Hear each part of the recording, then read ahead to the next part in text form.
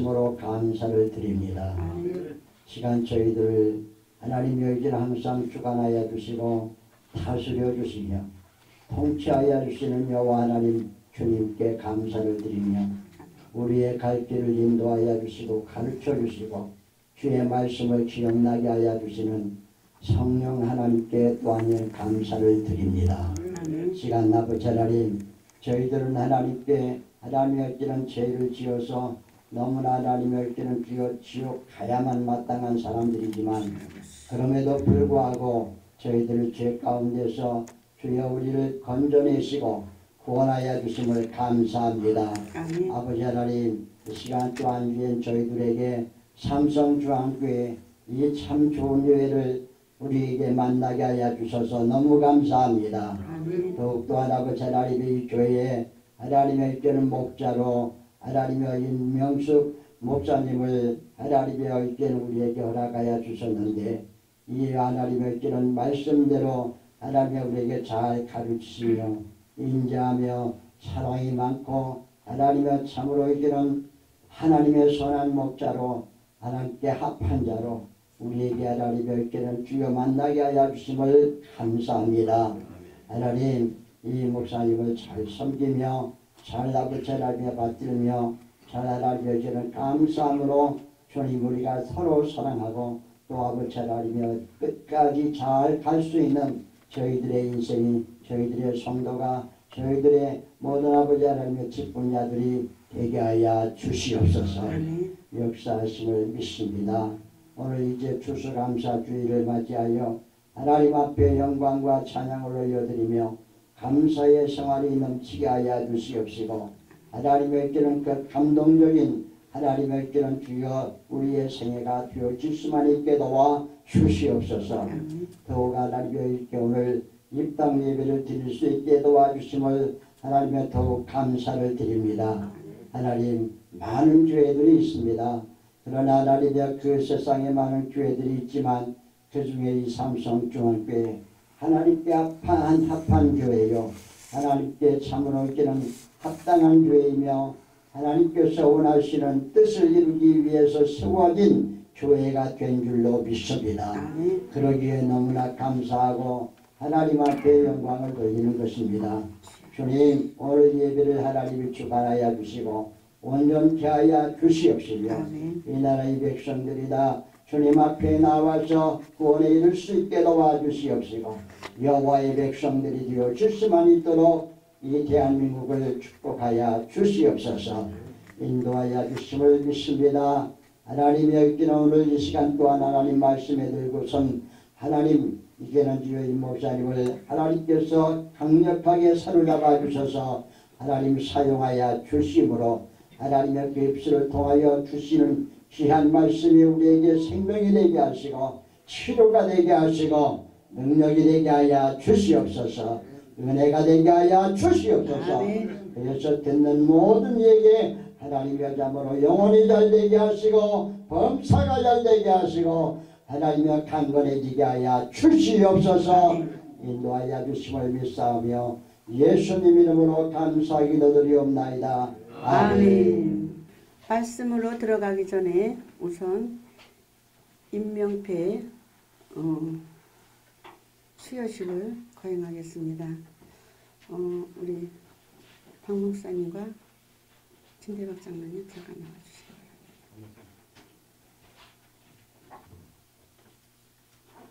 담임 목사 임명패 교회를 위하여 물심양면으로 애쓰며 성도를 사랑하는 마음이 남다르시며 솔선수범하고 수고하시는 임명숙 목사님께 깊은 감사를 드립니다.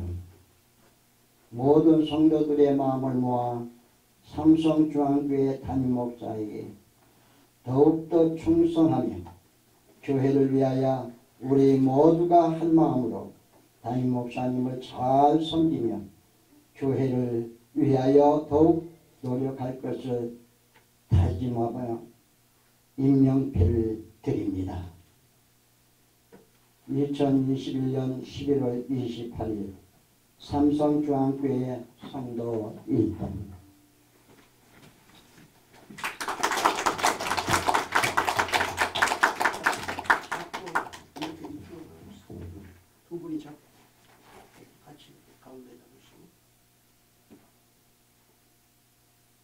우리 한성노회 부노회장이신 양대술 목사님 나오셔서 임명패를 수여하겠습니다.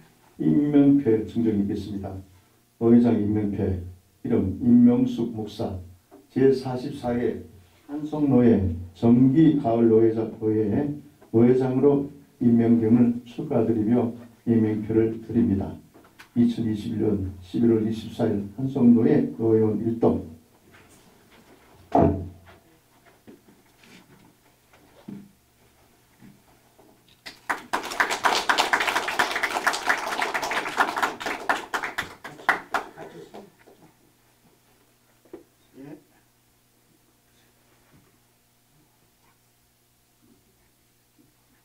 좀 웃으시고.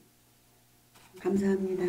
부족한 저에게 무거운 짐을 주신 것 같은데 하여튼 최선을 다해서 열심히 하겠습니다.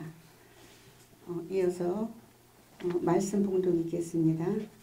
황덕성 권사님 나오셔서 오늘 말씀은 데살로니가전서 5장 18절 말씀 봉독해 드리겠습니다.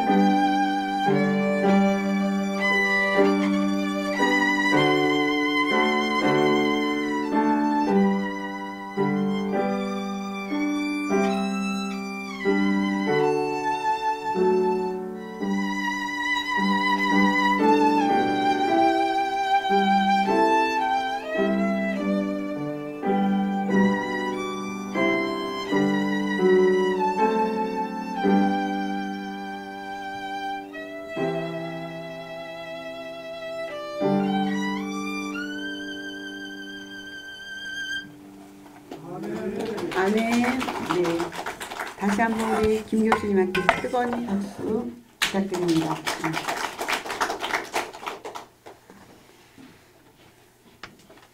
오늘 말씀은 감사는 기적을 낳습니다 라는 제목으로 우리 같이 은혜를 나누고자 합니다. 제가 인터넷에서 추수감사절에 대한 그 유래를 몇 군데를 들춰보니까 조금 차이가 있더라고요. 약간씩은. 근데 우리가 추수감사절에 대해서 또 항상 1년에 한 번씩 지내고는 있지만 또 거기에 대한 유래를 잘 모르고 하는 분들이 있을 것 같아서 오늘 일단 말씀에 들어가기 전에 제가 일단 우리 같이 유래에 대해서 좀 알고 어떻게 된 것인지를 좀 알고 그 다음에 말씀으로 들어가기를 원합니다. 추수감사절은 이렇게 시작이 됐습니다. 추수감사절이 어떻게 세워졌느냐 하면 왕권 신수설이라는 그러한 그것을 옹호하는 영국 성공회, 그러니까 무슨 소리냐면 왕정 체제가 아주 최고의 권위다, 신과 같은 입장이다라고 할 정도의 그러한 왕권 신수설을 가지고 옹호하는 영국 성공회와의 그 갈등으로 진리를 위해서 영국을 떠나게 된 사람들, 즉 영국의 신앙주의를 위해서 신앙의 자유를 찾아 나섰던 청교도들이 네덜란드로 갔다가 다시 메이플라워라는 배와 스피리트윌드라는 배를 1620년 9월 16일에 102명의 배를 타고 긴 여정으로 미국을 건너가다가 한 척은 다시 돌아갔고 메이플라워 한 척만 1620년 11월 29일에 매사추세츠 연안에 도착을 했습니다. 생존자들이 첫 겨울을 지나서 인디안들의 공격을 받고 식량 부족으로 인해서 거기 온 사람들의 절반인 46명은 죽게 됐어요. 3년이 지나 천신만고 끝에 이제는 인디안들의 도움까지 받아서 수확의 기쁨을 얻은 그들은 자신들을 도와준 인디언들을 초청해서 거둬들인 농산물과 사냥으로 잡은 칠면조를 나누어 먹으면서 감사절을 지켰었던 것입니다. 그 당시에 매사추세츠의 초대 주지사로 윌리엄 브레이드퍼드는 말하기를 위대한 아버지께서 옥수수의 밀과 완두콩과 땅콩과 호박 등 많은 채소를 풍부하게 거두게 하셨고 숲에는 사냥감이 많게 하셨고 바다에는 생선으로 가득 차 있고 인디안들과 맹수의 위험에서 우리를 지켜주셨고 각종 질병에서 지켜주셨고 우리의 양심에 따라 자유롭게 하나님 예배하는 감사절이 시작되었던 것이었어요. 그 후에 조지 워싱턴 초대 대통령이 1789년 11월 26일에 추수감사절로 정하고 그 후에 아브라함 링컨 16대 대통령이 남북 전쟁 중에도 11월 마지막 목요일을 추수감사절로 지내게 됐던 것이었습니다. 미국에서는 네 번째 그 후에 프랭클린 루즈벨트 32대 대통령이 완전히 국경일로 정해버린 것이 추수감사주일이 됐던 것입니다. 그래서 지금도 미국에서는 네 번째 목요일을 추수감사절로 지내고 있습니다. 그렇다면 우리나라의 추수감사절은 어디에 기준한 것인지 우리가 알 필요가 있을 것 같습니다. 왜냐하면 우리나라에는 추석이라는 명절도 있습니다. 그럼에도 불구하고 추수감사절을 따로 지내는 것은 무엇일까? 한국교회 추수감사주일 11월 셋째 주일은 성경에는 존재하지 않는 절기예요. 성경에는 없습니다. 구약의 초막절은 유대 음력으로 7월 15일이기 때문에 성경과는 맞지 않아요. 현재 한국 교회가 지키고 있는 추수감사절은 미국의 땡스기빙 데이 그대로 따르는 것이라고 보면 되겠습니다. 한국의 기독교를 전한 미국의 선교사가 들어온 것을 기념한 날짜로 11월 셋째 주일이라 한국교회는 1904년부터 또 장로교회는 1914년부터 이날을 추수감사절로 지키게 되었던 것입니다. 그러나 초막절은 추수감사와 종말론적인 기대가 만나는 절기라고 볼 수가 있습니다. 추석을 감사절로 하자는 의견도 있었으나 추석의 기독교화 논의는 지난 100여 년을 넘게 여러 사람의 주장을 해왔지만 토착화 입장에서 추석이 제사와 연결되고 조상의 추모와 연결이 되어 있기 때문에 오직 소망을 하나님께 두는 기독교 절기와는 역효과가 나지 않을까 하는 우려가 컸기 때문에 우리나라 추석의 조상 숭배와 가족 간의 유대와 정체성에 관한 문제로 기독교화할 수 없기 때문에 단순하게 볼 사항이 아니었기 때문에 이날까지 우리나라 기독교적인 추수감사절은 미국식이 된 것 같습니다. 추석은 믿지 않는 사람들도 모두 이미 민족이 지내는 명절이기 때문에 기독교의 의미가 과연 얼마나 드러날 것인가 라는 것이죠. 또 구약의 절기도 지금은 다 지키지 않고 있는 것이에요. 그렇다고 한국교회가 추수감사절을 못 지킬 이유가 없다는 것입니다. 우리나라에서는 100년씩이나 지켜온 추수감사절이기 때문에 그리고 더 중요한 것은 하나님께서 기뻐 받으시는 추수감사절 예배이기 때문에 그렇습니다. 우리가 이 정도는 추수감사절에 대한 유래를 어느 정도 상식적으로 알고 있어야 될 것 같아서 제가 인터넷에도 이쪽 저쪽에 조금 조사해가지고 여러분들에게 간추려서 알려드리는 내용입니다. 말씀으로 들어가겠습니다. 데살로니가전서 5장 18절에 범사에 감사하라. 이는 그리스도 주 안에 예수 안에서 너희를 향하신 하나님의 뜻이니라 라고 했습니다. 이제 가을도 점점 저물어가고 이제 연말이 가까워 오고 있습니다. 우리는 지난 한 해 동안 대단히 어렵고 힘든 시간을 보내야 했습니다. 이런 가운데 지난 모든 과정을 돌아보면은 감사보다는 불평과 원망을 더 많이 할 것 같아요. 시간이 짜증스럽고 많은 스트레스로 인해서 자신도 모르게 입에서 흘러나오는 말은 불평이고 원망일 수가 있습니다. 신경이 예민해져서 짜증스러운 지난날의 시간들은 아니었는지 우리를 뒤돌아보시는 여러분들 되시기 바랍니다. 그런데 하나님께서는 우리에게 힘들고 어려운 고난 가운데서도 하나님께서는 감사라는 그런 말씀을 우리에게 하고 계신 것이에요. 미국의 대통령 가운데 32대 대통령 루즈벨트 대통령, 미국의 역대 대통령들 가운데 가장 존경받는 대통령이었습니다.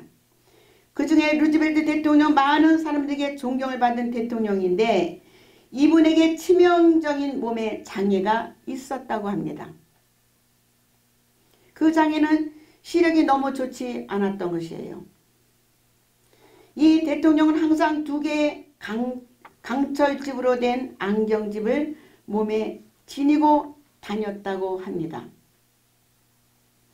한 개의 안경은 먼 거리를 볼 때 쓰는 안경이었고 또 한 개의 안경은 가까운 데서 가까운 물체를 볼 때 쓰는 안경이었다고 합니다. 그러니까 요즘 같으면 닷초점을 썼으면 되지만 그 당시에는 그런 게 없었기 때문에 아마 묵직한 강철로 된 안경집을 2개나 가지고 불편하게 생활을 했던 것 같아요. 이 대통령이 가지고 있는 안경집은 일반 안경집보다 더 큰 안경집이었다고 합니다. 그런데 안경집을 2개를 몸에 지니고 다니는데 늘 불만이 많았다고 합니다. 대단히 불편했죠. 주머니에 넣으면 그 넣은 자리가 불룩 튀어나오고 허리에 차도 마찬가지로 주머니에 넣어도 마찬가지로 때로는 이 강철 안경집 때문에 짜증스러웠었던 것이에요. 때로는 이것을 내 던지고 싶었다고 합니다. 그러던 어느 날 선거 유세 중에 슈랭크라는 사람이 쏜 총알에 이 사람이 맞았어요. 저격범 슈랭크라는 사람의 그 총알이 루즈벨트 대통령이 쓰러졌는데 일단 총에는 맞았어요. 그 쓰러졌어요. 근데 조금 있다 일어났어요. 몸에 어느 곳 하나 상처가 하나도 없었던 것입니다. 그 저격범이 쏜 총알이 바로 루즈벨트 대통령의 강철 앙정집에 맞아서 총알이 튕겨나간 상황이었던 것이, 그 튕기는 상황 속에서 자기가 쓰러져 버린 거죠. 그 충격에 의해서. 이 사실을 알고는 이 대통령은 하나님께 무릎을 꿇었다고 합니다. 제가 늘 불평하고 귀찮았던 이 강철 안경집이 나를 살릴 줄 몰랐습니다. 그리고는 하나님께 회개하며 그리고 감사 기도를 드렸던 것이에요. 모든 사람들이 가장 싫어하는 것이 있습니다. 에베소서 또 4장 1장 4절을 보니까 곧 창세전에 예수 그리스도 안에서 우리를 택하시고 또 예정하셨다고 말씀하고 계십니다. 고난 가운데 있던 나를 주님께서 부르셨습니다. 바로 고난 때문에 내가 주님을 만나게 되는 것이에요. 이것이 바로 내가 고난당한 것이 유익이며 축복이라는 사실입니다. 믿으시기 바랍니다. 우리에게 고난을 허용하시는 것 이유가 무엇일까요? 야고보서 1장 2절 보니까 내 형제들아 너희가 여러가지 시험을 만나거든 온전히 기쁘게 여겨라 라고 말씀하고 계십니다. 자신 스스로가 구원을 받고 나는 하나님의 자녀라는 사실을 스스로 자인하고 자부하고 있습니다. 그런데 고난이 찾아왔을 때 혹 이것이 죄 때문인가? 뭐 때문일까? 그렇게 생각을 우리는 하는 경우가 많이 있습니다. 고난은 때로는 죄 때문에 오는 것도 있습니다. 그러나 그 고난이 무조건 죄 때문에 온 것은 아닌 것입니다. 요한일서 1장 7절에 저가 빛 가운데 계신 것 같이 우리도 빛 가운데 행하면 우리가 서로 사귐이 있고 그 아들 예수의 피가 우리를 모든 죄에서 깨끗하게 하실 것이요 라고 말씀하고 계세요. 내가 예수 그리스도를 믿는 순간 나의 모든 죄는 예수 그리스도의 피로 정결하게 되었어요. 믿으십니까? 죄사함을 우리는 받았습니다. 믿으십니까? 우리가 회개할 때 예수 그리스도의 피로 정결하게 되었습니다. 그런데 로마서 8장 1절 보니까 그러므로 이제 그리스도 예수 안에 있는 자에게는 결코 정죄함이 없나니 라고 말씀하십니다. 제 문제가 아닌 고난이 올 때가 있다는 것입니다. 야고보서 1장 2절을 다시 보면 내 형제들아 너희가 여러가지 시험을 만나거든 온전히 기쁘게 여겨라 라고 말씀하십니다. 그리고 3절에 이는 너희의 믿음의 시련이 인내를 만들어내는 줄 너희가 알미라 그렇습니다. 또 4절에는 인내를 온전히 이루라 이는 너희로 온전하고 구비하여 조금도 부족함이 없게 하려 함이라 라고 말씀하고 계신 것입니다. 그러면 왜 고난이 찾아왔을까요? 믿음의 시련이 있다는 것입니다. 믿음의 시련이 인내를 만들어낸다는 말씀을 하고 계신 것입니다. 체격이 약한 사람이 훈련을 받았을 때 우리는 강인한 체력으로 바뀝니다. 하나님께서는 우리의 연약한 믿음의 신앙을 강인한 신앙으로 믿음으로 만들기 위해서 시련을 사용하고 계실 때가 있다는 것입니다. 하루아침에 이 사람이 강해질 수는 없어요. 인내가 필요합니다.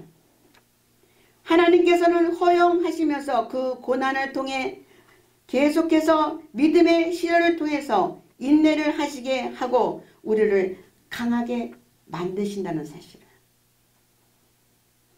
우리에게 고난을 허용하실 때 야고보서 1장 2절 이하는 온전하고 구비하여 조금도 부족함이 없게 하려 함이라 하시는 것이 주님의 뜻인 것이에요. 로마서 8장 18절을 보니까 생각건대 현재의 고난은 장차 우리에게 나타날 영광과 좋게 비교할 수 없도다 라고 하셨고, 히브리서 2장 10절을 보니까 만물이 인하고 만물이 말미암은 자에게는 많은 이들을 이끌어 영광에 들어가게 하시는 일에 저희 구원의 주를 고난으로 말미암아 온전케 하심이 합당하도다 라고 말씀하고 있습니다.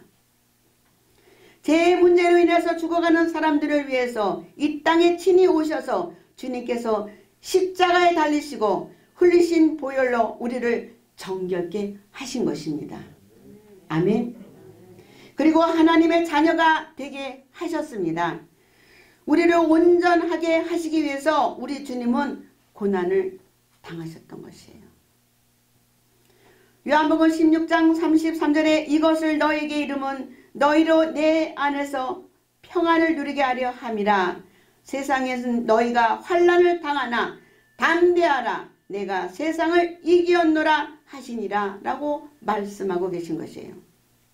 세상에서 환난을 당한다고 하십니다. 언제요? 2000년 전에 이미 우리 예수님은 세상을 이기셨습니다. 믿으십니까? 우리는 그분 안에 있습니다.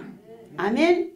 우리 주님이 이기신 이 세상의 모든 것들과 환난을 분명히 이길 수가 있습니다. 그렇기 때문에 우리에게 말씀하십니다. 로마서 12장 12절에 소망 중에 즐거워하며 환난 중에 참으며 기도에 항상 힘쓰며 라고 말씀하십니다. 불평하지 말고 원망하지 말고 짜증스럽더라도 짜증내지 말고, 무슨 말씀입니까? 소망 중에 즐거워하며 환난 중에 참으며 기도에 항상 힘써라 이렇게 말씀을 하고 계신 것이에요.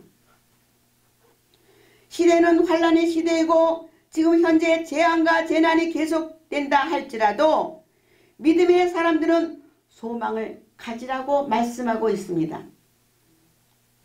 그 소망을 가지고 우리는 즐거워하라고 지금 말씀하고 계신 것입니다. 그리고 환난 중에 참으며 인내하면서 기도에 항상 힘쓰라고 말씀하고 계신 것입니다. 데살로니가전서 5장 18절 범사에 감사라 이는 그리스도 예수 안에 너희를 향하신 하나님의 뜻이니라 오늘 본문 말씀입니다. 범사에 감사라고 말씀하십니다.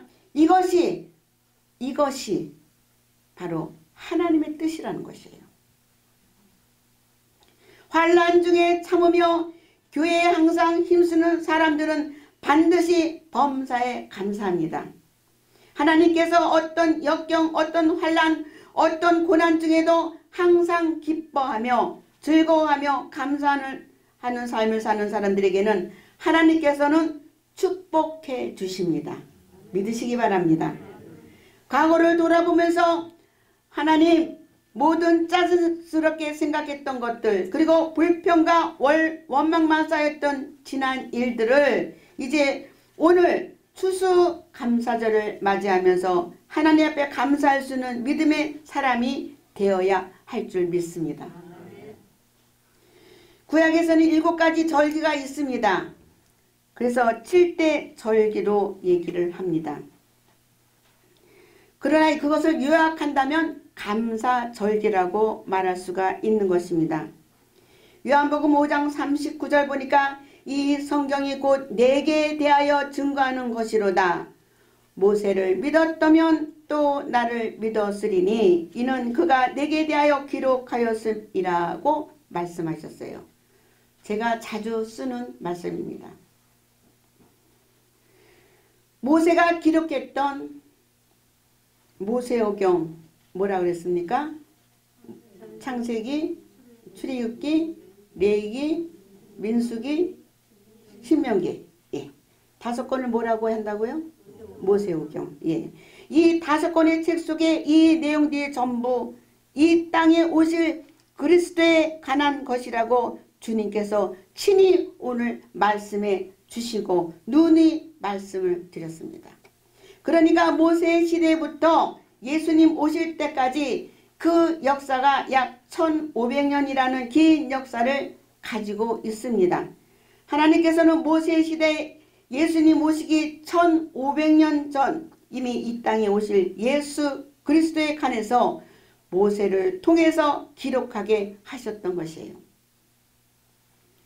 구약의 7대 절기를 복음적으로 생각하여서 보면 유월절과 무교절 그리고 초실절 또 77절 그리고 나팔절이 있습니다. 그리고 속죄절이 있고 초막절이 있는데 이것은 전부 예수 그리스도에 관한 예언적인 말씀이 기록되어 있는 것입니다. 유월절은 어떤 절기일까요? 출애굽기 12장 13절 또 고린도서 5장 7절에 보니까 하나님께서는 430년 동안 노예 생활하던 이스라엘 백성들을 애굽 땅에서 해방시키시고 그들을 가나안 땅으로 자유인이 되어서 출애굽시키실 때에 유월절날 어린 양을 죽이시고 그 피를 문설주 문회방에 바르신 하나님께서는 말씀하십니다. 내가 피를 볼 때 내가 넘어가리니 재앙이 내려 멸하지 아니하리라 라고 말씀하고 계신 것이에요. 뭘 보고요? 피를 보고. 그 안에 사람 보고 하시는 거 아닙니다. 그 피를 보고 하시는 거예요. 어린 양의 피가 발라진 집은 생명이 살아나는 것입니다. 우리는 사망 가운데서도 살리시고 계시다는 것을 믿으시기 바랍니다. 그래서 이 절기가 유월절이 감사의 절기가 될 수밖에 없다는 것입니다. 무교절이 있습니다. 이 무교절은 홍해 바다를 건너간 것을 기억하면서 지키는 절기를 말합니다. 이 홍해 바다를 건너간 사건을 가리켜서 성경은 뭐라고 말씀하고 있냐면 고린도서 10장 2절과 로마서 6장 3절에 홍해 바다를 건너간 것을 기억하면서 기념하는 절기가 무교절이다 이렇게 말씀하고 있어요. 고린도전서 10장 2절에는 모세에게 속하여 다 구름과 바다에서 세례를 받고 라고 말씀하셨습니다. 세례 사건입니다. 이 세례 사건은 로마서 6장 3, 4절에 복음적으로 무엇을 말하고 있냐면 세례는 예수님의 죽으심을 말하는 것이에요. 장사되셨다는 것이에요. 그리고 그곳에 길을 열어두셨습니다. 홍해는 길이 하나밖에 없어요. 다른 길로 갈 수가 없습니다. 이 길을 가리켜 요한복음 14장 6절에는 예수님이 말씀하셨습니다. 내가 곧 길이요 생명이니 나로 말미지 않고는 아버지께로 올 자가 없느니라 라고 말씀하십니다. 오직 그 한 길밖에 없습니다. 방법이 없습니다. 예수님께서 죽으심으로 구원의 길을 열어놓으신 것이에요. 사망이 생명의 길로 바꿔진 것입니다. 홍해 바다에 길이 없는 곳에 길을 주셨습니다. 그들은 자유자가 되었습니다. 노예가 자유자가 되었던 것이죠. 그것이 바로 홍해 바다의 무교절이라는 것이에요. 초실절이 있습니다. 초실절은 가나안에 들어가서 첫 농사를 짓고 첫 열매를 하나님께 드리는 절기를 말합니다. 고린도전서 15장 20절에 부활의 첫 열매인 것이에요. 그러나 이제 그리스도께서 죽은 자 가운데서 다시 살아 잠자는 자들의 첫 열매가 되셨도다 라고 했습니다. 즉 예수 그리스도를 말씀하고 계신 것입니다. 우리를 위해서 십자가에 죽으시고 사흘 만에 무덤에서 부활하시는 주님께 감사하는 복음적인 진리인 것이에요.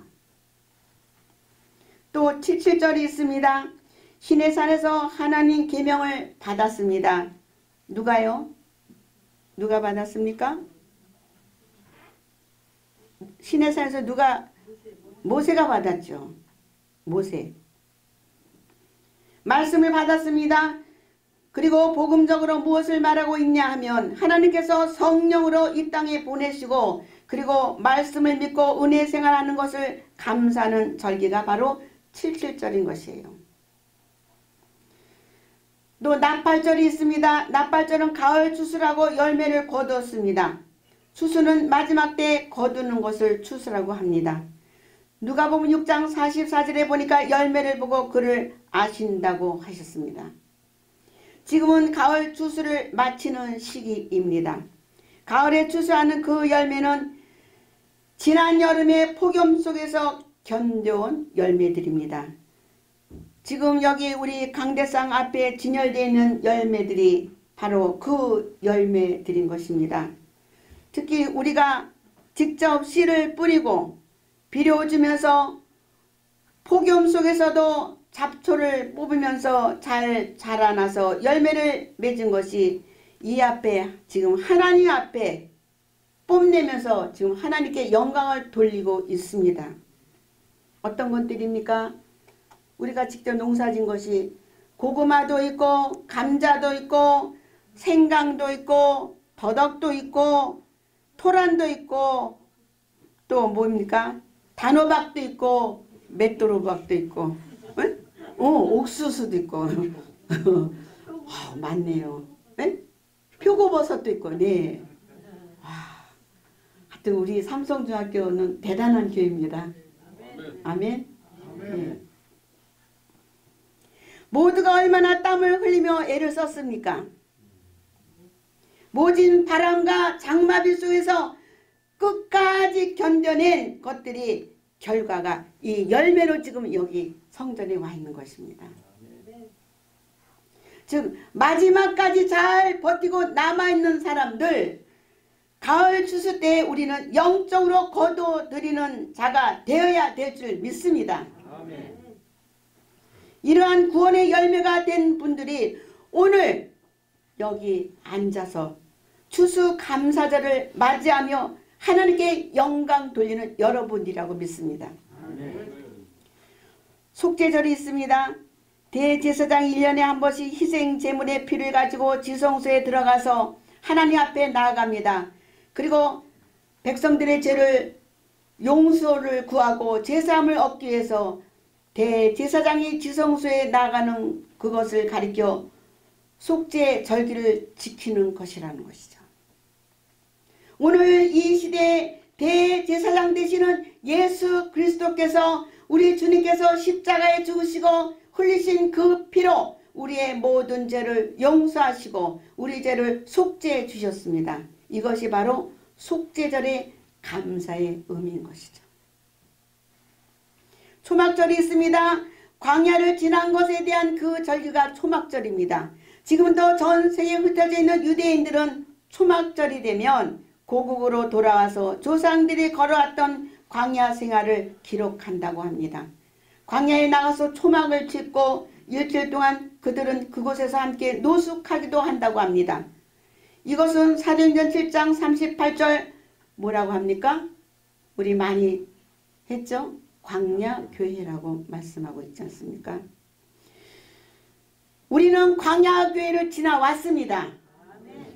모두가 지나왔습니다. 이제 그곳에서 함께 노숙했고 함께 우리는 마음을 모아서 함께 지냈습니다. 이제 그 결과 이제 약속의 땅으로 보내주셨습니다. 하나님께서 약속하신 이 광야교회를 지나면 바로 천국으로 들어가는 것이 오늘 택함 받은 성도들의 모습이라고 말씀하고 계신 것입니다. 과연 우리는 천국 백성이 되어야 될 줄 믿습니다. 아멘. 이렇게 예배 생활하고 하면서 천국을 들어가지 못한다면 그와 같은 비극이 어디 있겠습니까? 그래서 모든 절기는 항상 감사가 함께 있는 것입니다. 서두에 말씀드린 대로 1620년 9월 6일 영국의 메이플라워 배가 신앙의 자유를 찾아서 정처 없이 106일 동안을 떠돌다가 간 곳이 미국 매사추세츠 연안에 도착하여 그들이 먼저 한 일은 통나무를 잘라서 교회를 먼저 지었습니다. 그리고 자기들은 운막 생활을 하면서 그 다음에는 학교를 지었습니다. 그 후에 자기 집을 지어서 순수한 믿음으로 살기를 원했던 청교도들이었습니다. 그 믿음을 보신 하나님께서는 짧은 200년 동안의 미국의 역사 속에서 세계에서 가장 부강한 나라로 만들어 주셨던 것이죠. 그들의 신앙 덕분이었던 것입니다. 과연 그렇다면 우리의 신앙은 무엇을 표본으로 삼고 모범으로 삼아야 될까요? 오늘 추수감사절을 맞이하여 새롭게 교회를 세운 삼성중앙교회를 우리는 그 당시 그러한 미국의 처음 순수한 믿음만을 우리는 본을 받고 우리 민족을 살리며 우리 사회를 돌아보며 우리 가정을 돌아볼 수 있는 교회와 오늘만 감사하는 것이 아니라 늘 생활 속에서 감사가 터져나와 감사로 기적을 일궈내는 저와 여러분이 되시기를 간절히 축원드립니다. 말씀을 마치겠습니다. 또 이 시간에는 여러분들 잘 아시잖아요. 지저스 타임즈. 모르는 사람 없죠. 우리 교회는. 예, 거기 대표이신 정기남 목사님을 모셔서 촬영도 많이 해주셨고 우리 사모님 같이 오셨거든요. 너무 감사해요. 다시 한번 큰 박수 부탁드립니다. 정기남 목사님 잠깐 말씀을 듣고 정기남 목사님의 축도로 예배를 마치는 걸로 하겠습니다. 오늘 이 뜻깊은 안성에 삼성중앙교회가 이전돼서 또 추수감사절을 오늘 행하게 된 데 대해서 정말 축하를 드리면서 우리 임 목사님 참 존경합니다. 우리 신문사 대표로서 자, 큰 박수를 한번 드리겠습니다. 축하드립니다.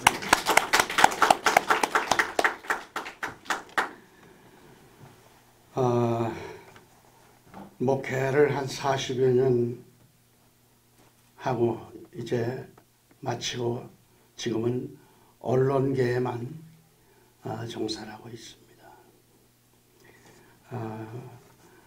제가 축도지만 축도를 바로 하는 게 아니고 한 말씀만 드리고서 제가 축도하겠습니다. 축도를 하기 전에 말씀을 드리는 것은 제가 기도회를 참 많이 다니고 있습니다. 산기도를 많이 하는데 고산일수록 오래된 이 고목들이 쓰러지지 아니하고 아무리 오래됐어도 쓰러지지 아니하고 꼿꼿하게 서 있고 봄이면 잎을 피고 꼿꼿하게 그 자리를 지키고 있는 것을 볼 수 있는데 야산에는 웬만큼 태풍이 오고 하면은 그냥 뿌리가 뽑히고 넘어지고 하는데 고산에는 눈이 오나 비가 오나 꼿꼿하게 지켜 있는데 보니까는 약한 나무가 같은데도 이렇게 잡아보면은 움직이질 않아요. 그 왜 그러나 했더니 뿌리가 너무 깊잖아요. 뿌리가 깊이 내렸기 때문에 어떤 태풍에도 눈보라도 이거 견디고 있다. 오늘 우리 임명숙 목사님 또 이 참 삼성중앙교회를 보면서 정말 뿌리 깊은 나무와 같이 큰 역사가 일어나리라고 믿습니다. 네. 반면에 제가 그 요한계시록 강해를 지금 많이 하고 있습니다만은 우리 CJ10 방송에 들어오시면 흰 옷 입은 무리에 대해서 계속 시리즈로 지금 영상이 나가고 있고 엄청나게 많은 분들이 지금 보고 있습니다. 그 중에 한 대목을 말씀드린다면 그 요한계시록 7장을 보시면 장로 중 하나가 응답하여 나에게 이르되 이 흰 옷 입은 자들은 누구이며 또 어디서 왔느냐 하고 묻습니다. 그런데 내가 말을 내주여 당신이 아시나이다 하니까 그가 나에게 이르되 이는 큰 환난에서 나오는 자들이다. 그렇게 합니다. 큰 환난에서 나온 자입니다. 우리 목사님 이제는 흔들어질 대로 많이 흔들어졌고 많은 고생을 하시는데 하늘나라에 수많은 무리 속에 흰 옷 입은 무리가 있는데 이제 승리하셨습니다. 예. 저도 계속해서 기도하고 있었습니다. 매일같이 저는 밤 2시까지 기도를 갔습니다. 왜냐하면 언론사지만은 저희 언론사는 신문을 안 갖다 놓네. 차에 신문을 가져왔는데 신문을 일단 보시고요. 그 한 면 한 면을 만들 때마다 참 하나님 앞에 부끄럽지 않는 신문이 되기 위해서 그 신문 한 편 한 편을 붙들고 기도를 하면서 제가 글을 쓰고 있습니다. 이 신문은 정말 영리를 목적해서 신문을 만드는 게 아니고 하나님 불러가실 그날까지 이 신문 지면을 통해서 또 방송을 통해서 마지막까지 이 복음 전하다가 가겠다라는 것이 저가 하나님 앞에 약속입니다.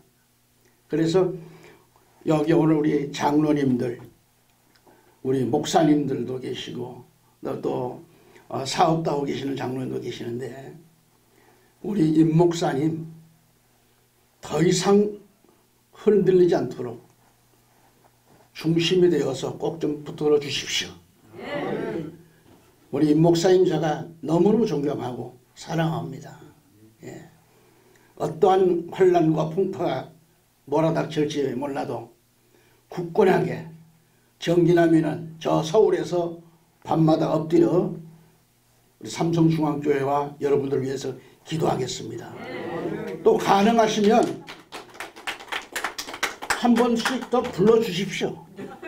불러주셔야 박수를 치셔야지. 한 번 그래야 한 번씩 와서 좀 메시지도 좀 전할 수 있는 기회도 주시고 저는 전국으로 좀 많이 주일날 메시지를 전하러 갈 때도 있고 또 큰 교회를 지금 섬기고 있습니다. 다 같이 기도드리겠습니다.